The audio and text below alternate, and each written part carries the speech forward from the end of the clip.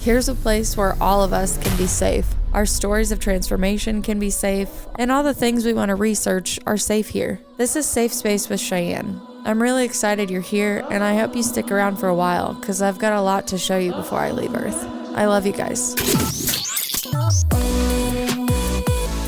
Hello, all my friends. Welcome back to your safe space. Today, I have Jesse Kaiser. I hope I said your last name right. I should have checked that out. Perfect. You said it correct, yes. Wonderful. He is honestly a mastermind in entrepreneurship and passion and pursuit. Before we just got on, we both found out that we both grew up in small farms in Illinois, and we were obviously, as much as we loved our small town, we definitely wanted to go out and get into the world. He has an amazing story of awareness and realization that came to somebody in a very young age. And I'm excited to present him today to not only talk to you about the conference that he is the chairman of in Las Vegas in March 2024, but also tell a little bit of his journey of how he became such a successful person today. So thanks for joining us, Jesse.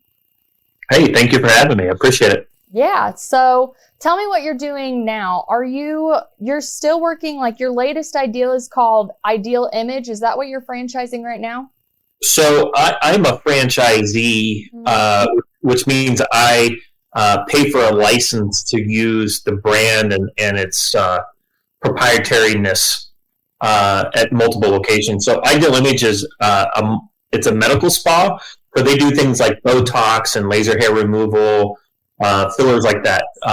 And so that is actually not a franchise. It's a joint partnership. So it's set up very much like how a lot of hotels are set up, where someone owns the physical hotel, but then they either pay the corporate like Hyatt or a third-party management company to actually run the day-to-day. So they're my employees. It's my rent that I'm paying. It's my equipment, but I've got a third party and because it's medicine, it's got to be a doctor that's my partner in this, so to speak. So they manage the day-to-day. They deal with the patients. They deal with the staff, the medical professionals.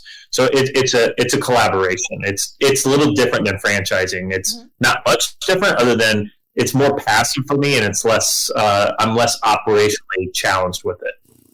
Tell me about the other businesses that you have franchised. Yeah, so I've been a franchisee of Little Caesars Pizza. That was my first concept. I opened the first one up in Marion, Illinois, in March 2005. Yeah, 2005. And so was a Little Caesars franchisee for almost 20 years. And in December of 21, we sold those. Had a great opportunity, so we took that money and just kind of parlayed it into the medical spas. But we were also a Valpak franchisee. And for those that don't know what Valpak is, if you live in suburbia, there's a good chance that you get mailed a blue envelope once a month with a lot of local coupons in it. Well, someone owns that right or that territory, and they sell those coupons there. So I did that in Southern Illinois for several years. And because of that, I interviewed other business owners, trying to get them to advertise in the envelope. And I discovered that both salon owners and carpet cleaner owners didn't really appreciate or understand how powerful marketing is if it's done correctly. And so I just realized, if I do just as good of a job as they do, but I also understand marketing, I should trump them in most cases. And it's been the case. So that's how I got into sport clip haircuts, and I got into OxyFresh carpet cleaning, because the inspiration that the average owner didn't really understand the marketing potential behind those two services. And because of your success and your understanding of how powerful marketing and advertising is, and especially like brand awareness and brand loyalty is what comes to mind when you say that, you were the owner of the year and on the advisory council of multiple companies. Is that correct? Yeah, I've had the honor of serving in an advisory role capacity for Little Caesars Pizza, OxyFresh carpet cleaning, and Sport Clip haircuts. I actually sat on the advisory boards for a couple other organizations and other franchisors that I'm not actually a franchisee of, but they want my expertise as being a multi-unit, multi-brand. So I like to volunteer and I like to serve. So those aren't any paid positions. Those are just me getting to experience and get new capabilities and hopefully create value for other people. Have you thought about turning that into like a side consulting business, kind of maybe like 1099 or anything with all the expertise that you have in so many different fields? So a consultant doesn't sound exciting to me because at the end of the day, you have ideas, but you don't get to execute them. And I'm an operator. I like to execute. So it would kill me to give all this great advice, hopefully great advice, and only some of it gets implemented for whatever reason. Mm-hmm. I would much rather partner with a young startup and put some actual equity into the company and like some real skin in the game. And I'd like to mentor young CEOs and founders. That would be much more up my alley, and where I would get energy and passion from. I love that answer. Did you have a mentor when you were going to Carbondale that inspired you to go down the pathway that you are now? Yeah, I did. So, I came down as a freshman, and the first semester there, I rushed a fraternity, and there was a strong alumni base that lived there locally and around. And I stuck out a little bit. I was from a really small town, so I didn't quite understand you're not supposed to look everyone in the eye and say hello and address everyone and just acknowledge like the things that small town people do. I was doing that on campus. It was just kind of noticed. Like people are like, oh, he's a great guy. He says hi and he's not afraid to talk to you. So I got presented some great leadership opportunities in the fraternity that transitioned into my first and really only job I've ever had as an adult, besides working for myself. And there was some alumni there that were, pivotal. They got me into franchising. They gave me my job that I had when I was in college, and then until I retired from being a W-2 employee, I had 3 or 4 very strong mentors just in college. Yeah. Yeah, that's amazing. I always like to talk about the anti-idol and idol role in people's lives because we all have them. And I've always I'm the type of kid growing up that you could be like, hey, the stove's hot. And instead of listening to you, I'd be like, how hot is the stove though? And, sometimes I wouldn't go towards it and sometimes I would. Sure. But I'm always interested in, the idols that come into people's life that really direct them on the right path. Yeah. And, I don't know, I wouldn't call my parents the anti-idol by any means because I got my work ethic from them. I got my moral compass from them. But both my parents, they were managers. My mom was a school administrator. She was a teacher for many years before that. My dad was a Six Sigma black belt. But these alumni that I was learning from, they were all entrepreneurs. And there was a clear distinction. They had freedoms that my parents didn't have. And I wanted those freedoms.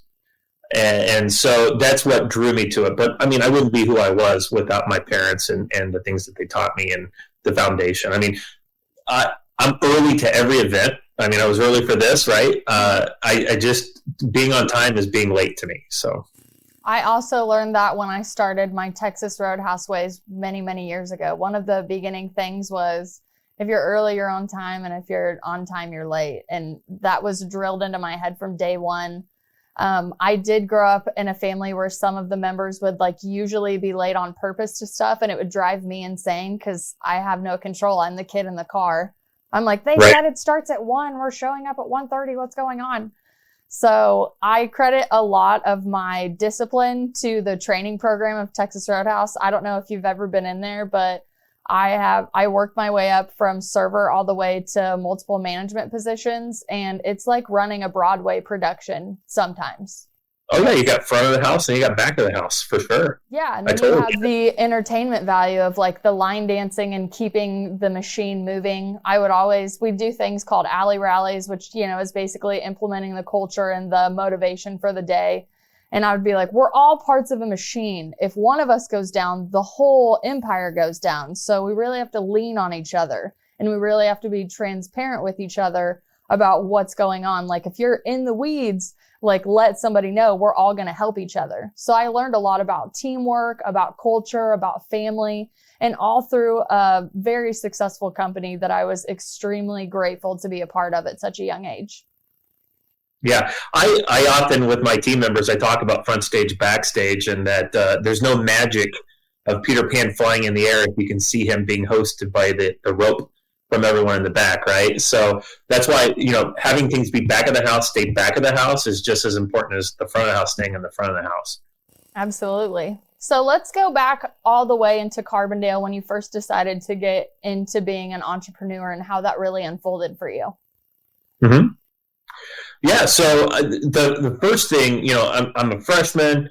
I was fortunate enough, I could have pretty much been in any fraternity I wanted, but my dad was in the same fraternity at a different university, so I kind of wanted to do that. And at that particular time, that chapter was like in a transition phase where they had lots of great years just recently, but a lot of those people were like fourth and fifth year seniors. And so I got to meet these guys and learn from them. But there was going to be like pretty much a leadership vacuum. And so I had an opportunity, as a late freshman, sophomore, junior, I got to step up and really recreate what that chapter was about with the help of some other guys, of course. But that was the endeavor that got me a little bit of a reputation with the alumni to the point where by my junior year, before my senior year, like that summer between, I had two alumni come to me, like, we started a technology startup company and we'd like you to come work with us. So I was like, well, I'm in college.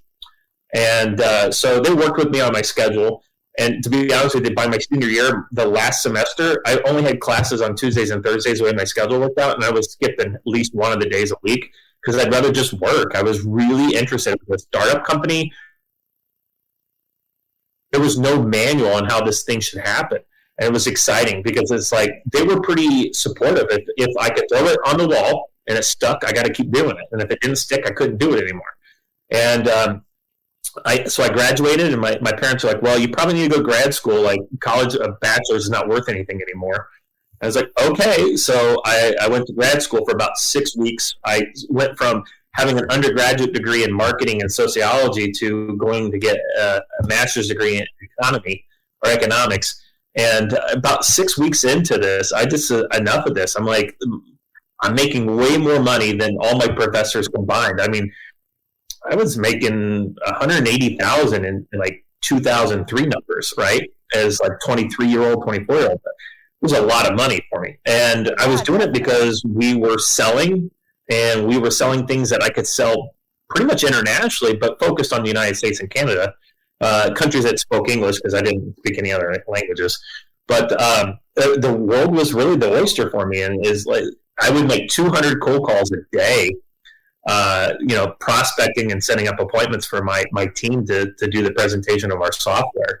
I did that from 1998 when I graduated college to 2005 when we opened up our first Little Caesar. And after that, this is what I've been doing. So. And you chose pizza. Why? Well, Carbondale is a college town, and from 18 to 27 when I opened up my first Little Caesars, I ate a lot of pizza. I watched a lot of drunk college kids eat pizza. I never heard anyone really say they wouldn't eat pizza.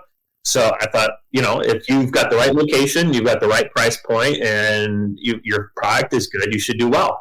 And the truth of the matter is that there was a local pizzeria. I even had my younger brother, who's my business partner. I had him working there when he was in college as his part-time job, so we could understand really what kind of volume they were doing, because we didn't want to over or underpay for the business, and we wanted to understand all the ins and outs before we actually bought it, right? I mean, I come from a family of farmers, and they're business owners, but that's a little different than a business owner where you've got employees that aren't on a farm working with you hand in hand, right? It's a little different.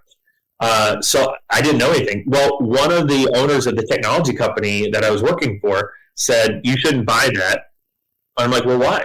And they're like, well, you've got a lot of great capabilities and skills. You don't have any idea how to run a business, and so you should buy a franchise, and they'll teach you how to run the business. And I'm really grateful for that advice, and that I actually was smart enough to take it, because my first store that we opened up was a Little Caesars. Man, the learning curve was crazy. There was things that I probably would have never picked up on or understood even to this day. And I often joke with my brother, I'm like, man, if we had bought that independent pizzeria, we'd have one really successful location right now. Because, I mean, we're hard workers and we're smart, but until you have the ability to actually say, well, I know someone else that has 5 locations or 50 locations or 100 locations, and their volume is here and our volume's here. Let's go ask them how to get their volume up there, right? Without that masterminding, so to speak, you are going to probably be a one location person. What were some of the pitfalls in your learning curve that you found in the earlier part of your career? Money's not doesn't grow on trees, right? I had to save up enough money to open up the first location, and the business did great right off the bat. But we would keep opening because we wanted more stores, and quite honestly, we were never really at capacity as far as our abilities to lead or manage the locations. But when you don't bring in other equity partners and you're growing and you're trying to live off the revenue of it too, like your eyes can be much bigger than your stomach, so to speak. And so you're ready for that next location, but you're looking at the bank account and there's not enough cash building up yet to open up that next location. So it's just a waiting game. There was 2 or 3 years where we'd open up a bunch and then we'd have to wait for the cash to build back up. It was just a waiting game. It's like every day you woke up, you ran your business, you were passionate about it, but it was like, man, I'm ready for the next location. And you just log into the bank account every day and just watch it grow, but grow slowly so you can actually open up the next one. Now we're at the point where, all of our debt's paid off because it's been over 15 years. No one should have a loan for 15 years. I'm just saying it's been over 15 years. And so we have all this cash flow now, and I can't buy or build enough locations to keep up with it now. Like, that's the other side of it. So I could buy them, but the challenge right now is everyone is wanting to hold on to their businesses for the most part. I think that's going to break here in the next couple of years.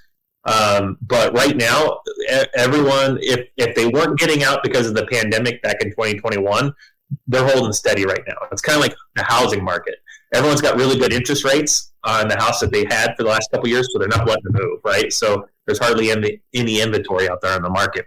Well, businesses are like that right now too.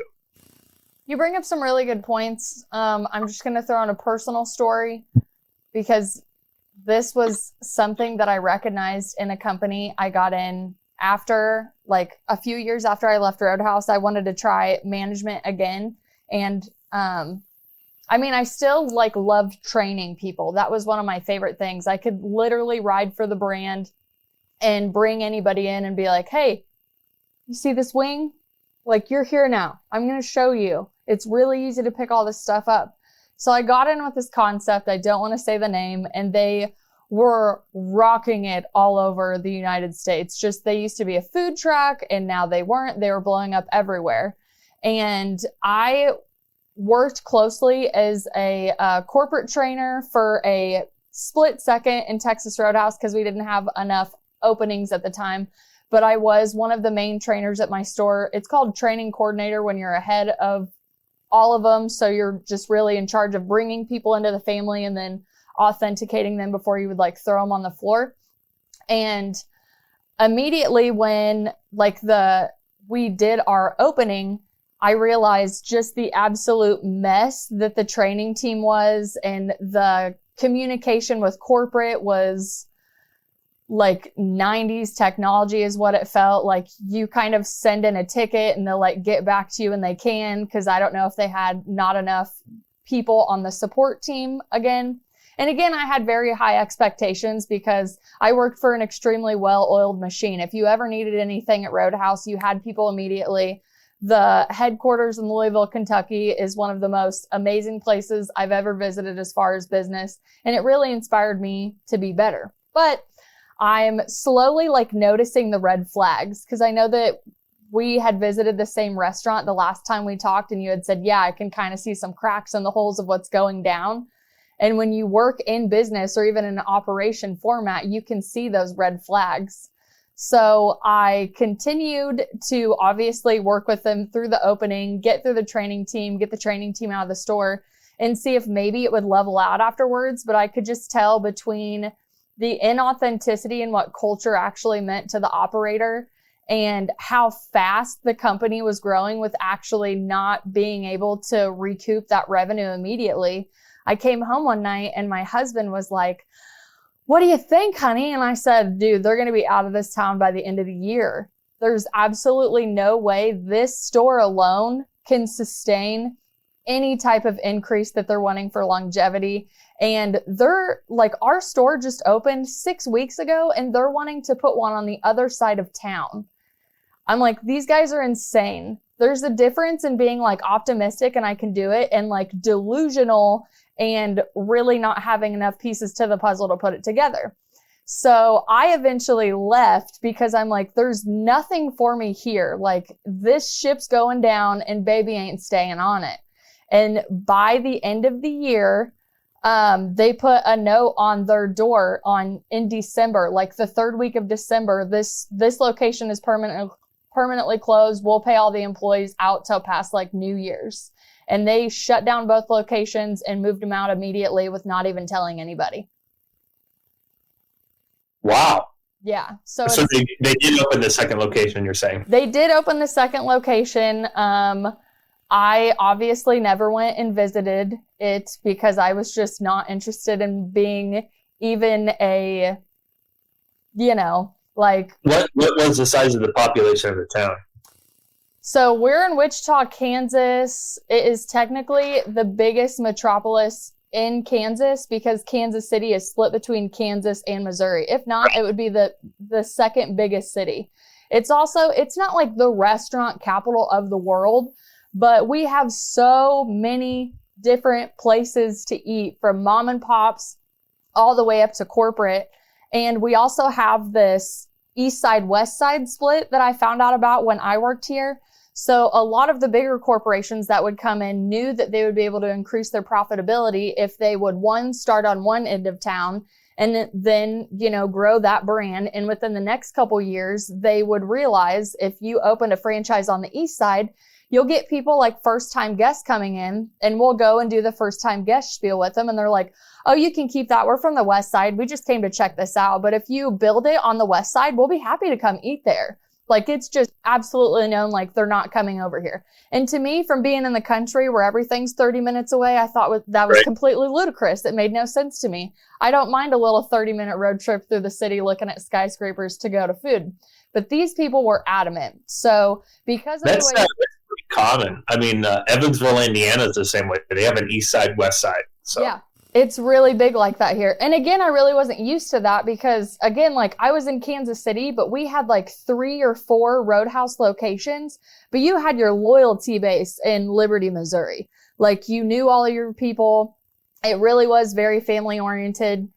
So again, moving to a completely different town and dealing with all of these people that were like, yes, I love your concept, but I'm never coming back over here because it's not on the west side, honestly blew my mind. Talk about a learning curve.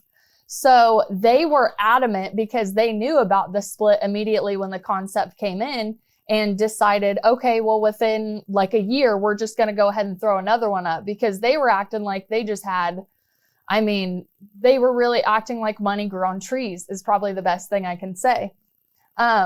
So besides my long story of, wow, I'm really glad I got out of that business and saw the writing on the wall, what are the writing on the wall that you have seen, whether in businesses that you've been a part of or even things that you've seen in other businesses, that can really project to you that it's not going to go as well as people project it to be?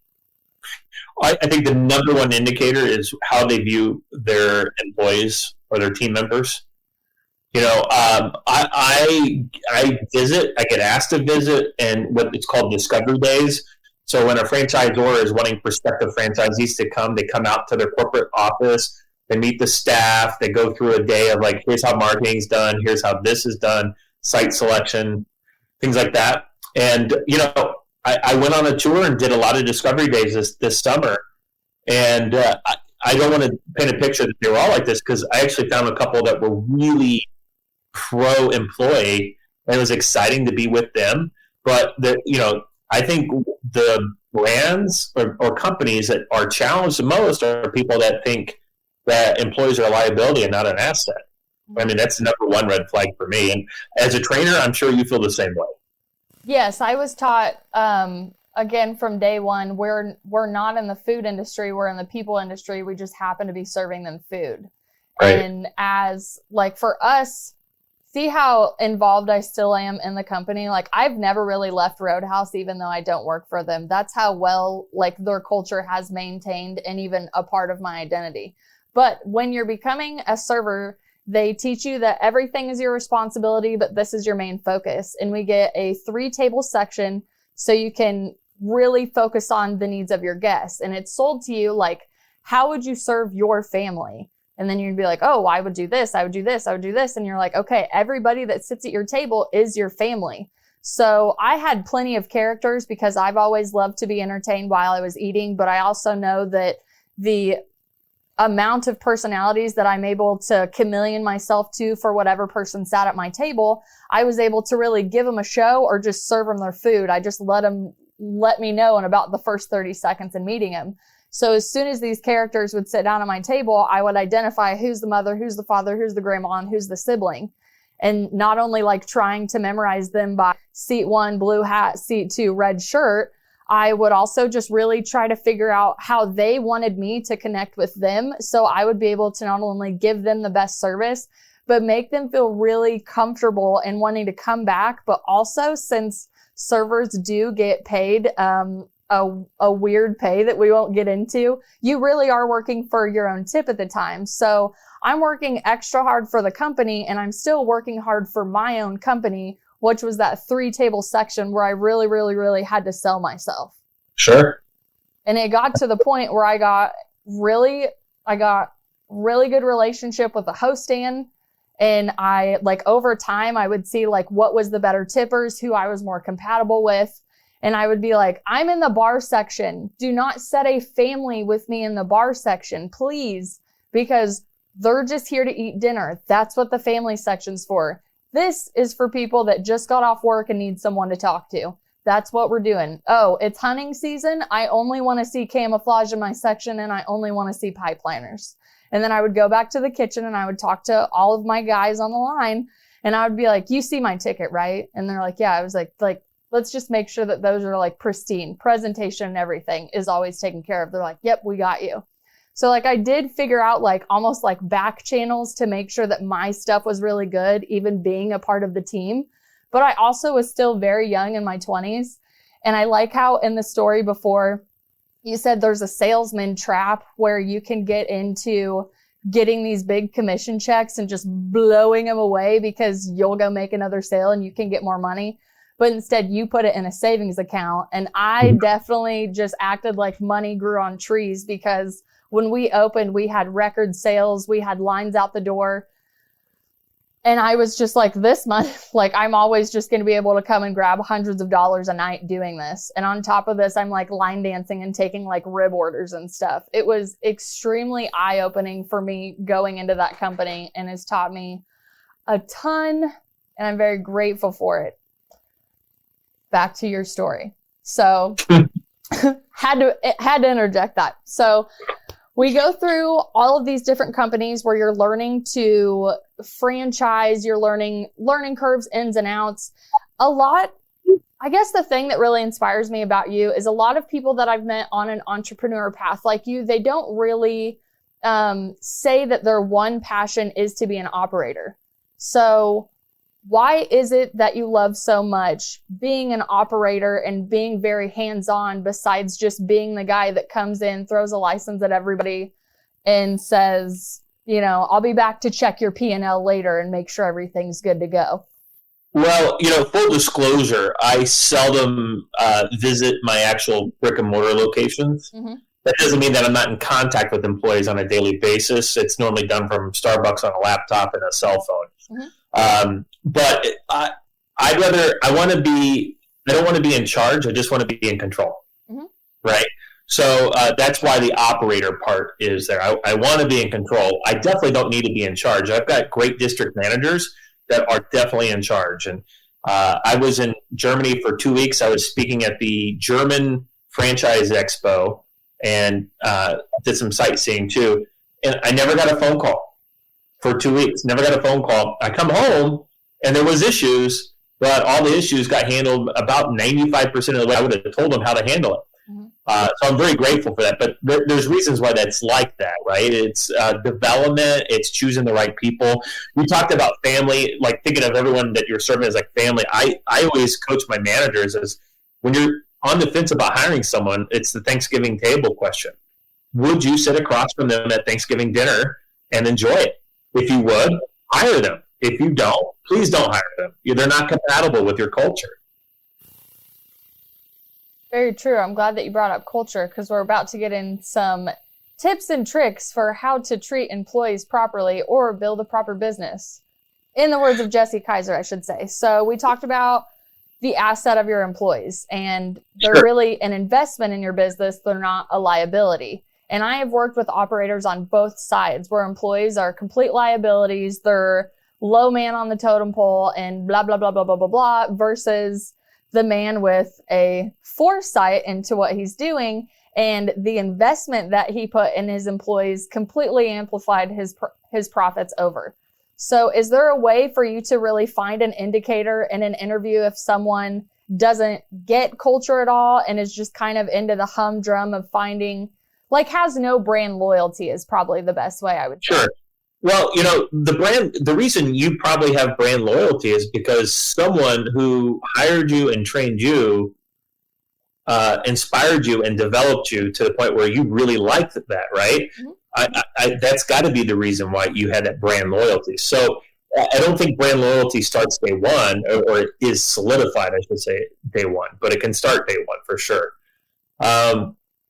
We have a philosophy of, if you want to do something fast, you got to do it by yourself. Committees are terrible for that stuff. But if you want to go somewhere far, you can't do it alone. You got to do it with other people. So that's part of our culture. And the other thing is I've got 4 rules for all the leaders in my company. This is a store manager, a district manager, someone in my office, me. I have to live by this too. And they go in order of importance too. The number one priority, or responsibility, we should say, the number one responsibility of a leader in our company is that they must protect the gratitude. So that is the culture. Okay? If the culture and the gratitude is not there, if you don't have your team members happy and thankful that the place that they work, nothing's broke, or if it's broke, the guy fixes it right away, if they're not grateful for that, they're probably not going to be grateful for the customers, and they need to be grateful for the customers, and they need to be grateful for the other team members. Like, hey, they're pretty selective of who they bring on the team. They don't bring in bad apples. And when they do, we're all quick to point out that's a bad apple. Please get rid of them. Because no one bats 1,000, right? As far as selecting people. The second one is to protect the vision. And I'm sure Texas Roadhouse had a mission statement for us. The vision is our mission statement. So they must protect that. Are we doing things that make that mission statement more a reality or less of reality? It's a binary question. Everything we do, okay? The third one is constantly challenge the status quo. So if you have an X amount of ticket average at Texas Roadhouse, that's great. Let's celebrate it, but that's not it. There's probably another 10 cents we can get on that ticket. And that 10 cents is not going to come from forcing a customer to buy something. It's getting a customer excited and emotionally invested and getting that extra appetizer or that extra drink because they're celebrating something, right? Absolutely. So that's number 3. And then number 4 is constantly develop leaders around you. And it goes back to that thing I said, that if you want to go far, you can't do it by yourself. So I live by those 4 things, and that's why when I was in Germany, I didn't get any phone calls, because I'm constantly trying to develop people around me, because I want to go far, and I cannot do it by myself. That's also a very humble statement, too, because I find a lot of people really, whether the success that they get or an arrogance that could come with the success or even money, they're just like, oh, I can do this, I can do this. But for you to understand it really takes a team of people to do it, it just shows a humbleness in you that I really enjoy. Well, I appreciate that. And the other thing, too, is like they talk about the 80-20 rule. Mm-hmm. And here's another way so I've got a lot of friends that were like, yeah, but no one could do it as good as me. Fair enough. You're an expert at it. Okay. But if you hired someone and trained them correctly and they were a good fit for your company and they can do 80% as good as you just by showing them what it is, they're like, yeah, okay. Now you have 2 or 3 of those people doing 80%. That's more than you're 100% by yourself. But let me ask you this. Where would you be if you were at 80% of someone else's capability but you're getting coached by that person, would you eventually surpass them? You would. And I can tell you this, in Sport Clips as an example, from day one, I was the person that was in there coaching the managers directly, coaching the team members directly, the stylist in the chair. And I had good numbers. But the further I get removed from doing that in the store, the better the numbers get. And it's because I'm getting other people that's their unique ability getting in there. And they're passionate. They've been trained and they know the expectations. But the other thing is that when you're in it, you're in the thick of it. And I'm not. I'm reserved. I'm pulled back from it. So when they call me stressed out or with a challenge that they don't know how to answer, the answer is almost always very clear to me because I'm not sitting in it, right? When you're sitting in it, it's like you can't see what the box says when you're inside the box.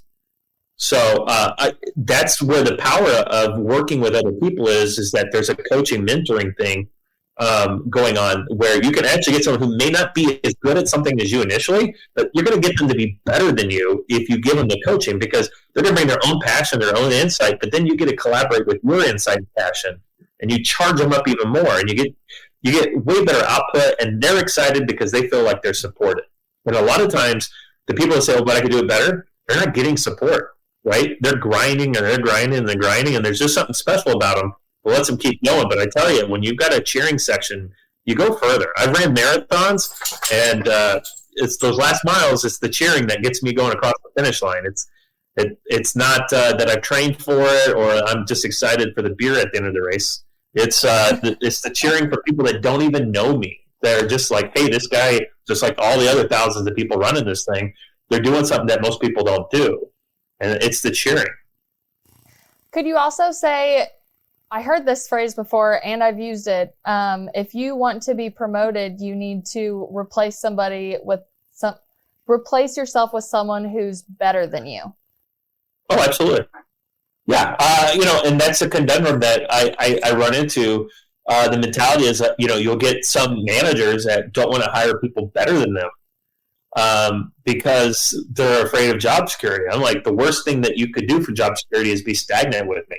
Mm-hmm. You need to grow. You can grow in your location. You don't have to get promoted to be a district leader, but you need to grow. And I need to see that your team members are, because in the salon business, they're all commission based, right? And so, or performance based, I should say. So you got to get their performance better from the year before. That's how they make more money. And that's one of our rules with my district managers is it doesn't matter what we do. At the end of the day, you've got to figure out how everyone underneath you is making more money than they were the year before. That's it. And some years, maybe it's a penny. Other years, it's dollars per hour, difference. But we've got to have that forward momentum going. So let's get into controllables in a business, right? Because there's things you can control and there's things that you can't control. And as far as money, not emotion, we'll skip the emotional conversation. Sure. As far as controllables and really digging into those for anybody in business or in entrepreneurship, what are some of the tips and tricks in the controllables that you can say have helped you over the years really bring that P&L in line for you? Well, I tell you what, let me go back and let me answer that question a little bit differently, and then we can talk about the P&L. Okay. I've got a wonderful quote. I didn't come up with it. Lee Brower did. It is, we're going to systemize the predictable so we can humanize the unpredictable. So in our company, we've got a rule of thumb. If something happens more than once, let's figure out a procedure for it, or a system or a process, something to do. So when it happens again, we already know what we need to do. That way there's no confusion.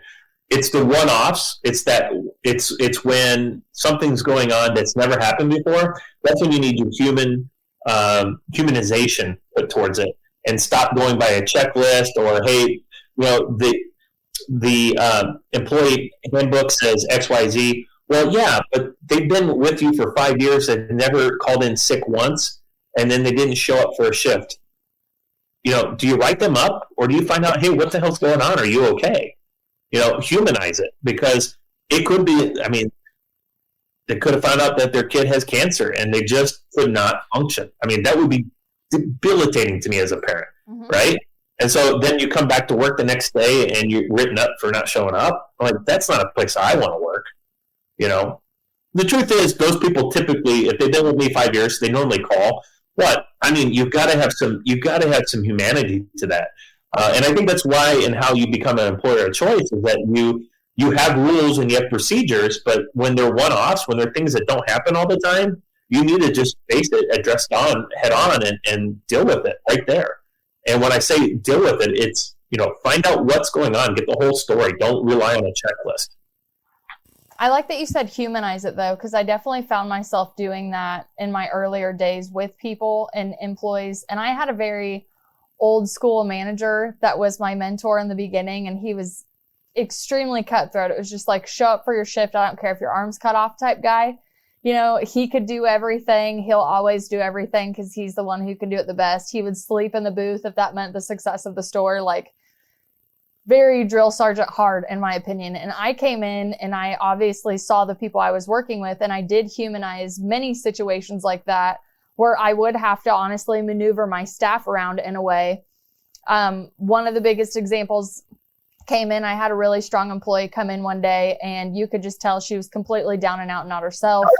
And I love the idea of, checking in with yourself before you clock in. Like, we were told we had to be at like 110, 120% so our staff could be at 100. And is that going to happen every day? No, it's unrealistic, but I'm going to try the best I can. But I would notice when people were clocking in, what percentage they were clocking in with. And before they would, I would be like, hey, I noticed you're a little off today. Do you just want to come to the office and just kind of talk to me about it? So she went back to the office and she's like, yeah, I'm so sorry. I came in, she's like, it's the anniversary of my brother's death. And every day I don't really know if I'm going to be able to do it today. And honestly, when we talk about like the front of house and the back of house, if you're a front of house employee, your issues are supposed to stay outside of the door and definitely in the back of house, right? So, from a business perspective, I was like, I know that I can't have you greeting tables like this. It's not good for the guest. It's not good for the experience, but it's definitely not good for you.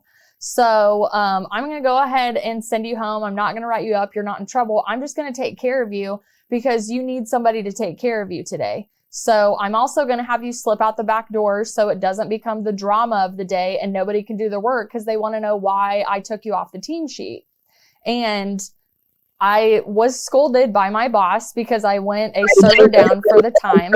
And I explained to him that she was not capable at the time based on her emotional state to be able to do it. Based on the circumstances, it's completely understandable and will be fine. I'll pick up the slack if needed. And he could not fathom taking care of people in that capacity. It just was not a part of him. So we were really like old school, new school. Like I was like a hippie that came into corporate and he was like corporate that was like, just listen to me and you'll succeed. So I had many moments like that where I would really humanize situations to the point where I had a box of chocolate in the freezer, and if people were going down, I'd be like, come in the freezer with me, because you can't cry in a freezer also. So if they're like, the table is so mean to me, I'm like, I got this. And we would run into the freezer. I'd hand them a full of chocolate chips. I'm like, okay, you have 15 to 30 seconds to get it all out and tell me what's going on.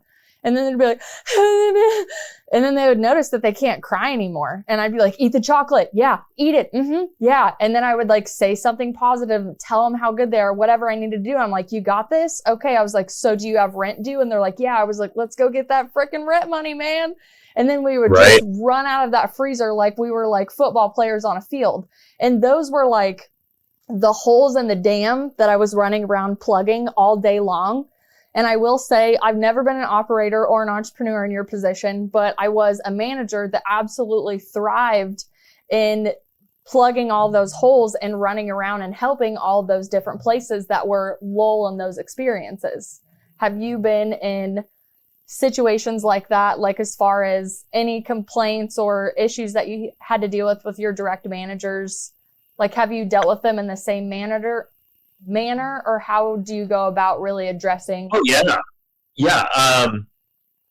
I normally just get my district managers are the ones that are the most vulnerable with me because we interact with each other the most. But I mean, I've got long-term managers that have been with me for 8 years. Yeah, they can call me and they can gripe. They're not only griping about me for sure, but they do feel comfortable enough if they don't think something's being addressed correctly, they'll just bring it to my attention, which I absolutely love. Because with as many locations I have, it's understood. if you don't see something being right, it's your responsibility to be a squeaky wheel. Because I don't like squeaky wheels. I like them to go away, but I like to fix the problem and not fix the squeaky wheel. You know, so the only way I can get someone to stop being a squeaky wheel is to fix the problem for them, right? Or help them fix the problem many times. Or identify, or maybe they're a bad apple, you know, which often happens. It happens, but you know, a lot of times, look, we're both in the food business, or have been. There's plenty of applications coming in. It's a retention issue in almost every business. You're just not holding on to people long enough because you're not humanizing your relationship. It's a relationship business, you know. And that's what I tell everyone, like in my salons. I said, we're in the relationship business. There's a relationship between me and you and your fellow team members, and a relationship between the client and you and your chair. And I'm like, we need to always strengthen all those relationships. And the only way you strengthen a relationship is you make deposits into the relationship account, right? Not withdrawals. It's okay to pull a withdrawal out when you really need it, but if you're not putting those in. So as an example, someone that worked with me for 5 years and never showed up late or never called in, they put a lot of deposits in there. So they're going to cash out some of that with me. If it's your first week with me and you call in twice, you're bankrupt. You know, it's that simple. I had the manager that really mentored me and, you know, even moved me to Kansas City to start my management career. When I would work with him, he would go, for every 10 favors you do for me, you get 1 from me. Okay? Work hard. And that was always our joke going down the line. But I love that you brought that up. I love that you humanize the employee. You still have, obviously, the strict boundaries with, you know, new employees. They really do have to prove themselves. I know things come up in the world, and for me, it was the same. It was, you could look at the sheet and you could see how much money you were doing in training people and losing people, how high your percentage was for turnover. When I took over a store in Wichita, they had about a 200% turnover rate when I came in. And I think I was hired again because I was a hippie and I loved people. So I think that was my strong suit, is I'm like, I don't know if I'm going to be able to get your numbers figured out in the first year or two. I'm like, but I can definitely help your training team and fix your culture. That's my passion. That's where I'm going to flourish. You're going to have to help me with all of the other things, or you're going to have to let me build a team where I can delegate these things to people I find passionate about. So how good are you at delegating? And if you weren't at one time, how did you loosen the reins on things to be able to trust people to do their jobs that you hire them for? You know, I am absolutely self-proclaimed as the laziest, ambitious person you'll ever meet. So I don't like to do a whole lot of anything after the first time. Like I'm zoned in. If it's a first time experience, I want to be involved in it. I want to understand it. But as soon as I've done it, I don't watch reruns. And so I have to delegate and I have to develop constantly. Yeah, I am excited about one-offs. Things that are first times. I want to be there. It doesn't even have to be a big thing. It could be a little thing, right? I'll drive to that location. I'll do whatever it is. I want to learn about it. And then once I've learned about it, it's my job to teach someone else about it, right? That's kind of why this show is here too. Honestly, I can say 5 years ago, I never would have imagined myself hosting a podcast and wanting to explore so many different avenues of health and consciousness and religion and even business. And here I am now, and I'm like, we have a lot of similarities, because I felt the same way. Delegation was a very positive part of my management as well. But I absolutely love finding people and developing them. But it was because, probably like you, when you found your mentor, when my mentor found me, they were pulling things out of me that I really had blind spots about. And they're like, you're a little rough around the edges here, but you have this spark over here. Let's really, let's throw some wood on the fire here and let's develop that. Yeah, and I think it's, I got to go through it in my head, but it's either the 4 or the 5 Ds. So you're going to do it, you're going to drop it, you're going to defer it, or you're going to delegate it. Or you're going to discuss it. That's the 5th D. So whenever there's a task or a situation, it's always got to be one of those conversations. What are we doing? You're really full of advice. I don't know if you've written an ebook or a book in general, but I highly recommend you do. You've got some great advice. I have zero original ideas in my head. I just have a real unique ability listening to other people's great ideas and saying, that little nugget that you said in that hour conversation, that one sentence is so powerful. I'm going to share it with as many people as I can. Yes. So that everything you're hearing from me, I've had great mentors in my life. Some know me well. Some have no idea who the hell I am because I listen to them on podcasts or watch them on YouTube or whatever, or read their books. So, you can get that motivation, that inspiration anywhere. You just got to look for it. A great quote I heard is the eyes only see and the ears only hear what the mind is looking and hearing for or listening for. That is so you just got to know. And then about the red car paradox, right? If you see a red car, if you think about a red car, then you'll see red cars everywhere. Is that? You're pretty close. If you were to tell me how many red cars you saw on your way to dropping the kids off at school today, you'd probably say, I don't know. You'd have to guess. Yeah. But if I told you I was going to give you $100 for everything that you found, they're going to be everywhere, and you're going to count them. You're going to see them everywhere. But those red cars are always around you everywhere, right? And those are opportunities too. So write down what you're wanting to do, what you're wanting to learn, and it will appear. That's very true. I can say that happened to me when I bought a Honda Civic a few years ago, and I swore everyone else was driving Honda Civics, right? I swore I just had never seen the car. I was like, "Oh, that's such a sleek, sexy car. I could definitely get a speeding ticket at that. Yeah, I'll take that." And then I started driving it around, and I was like, "There's like 1,500 Honda Civics on Kellogg today. This is insane how it happens."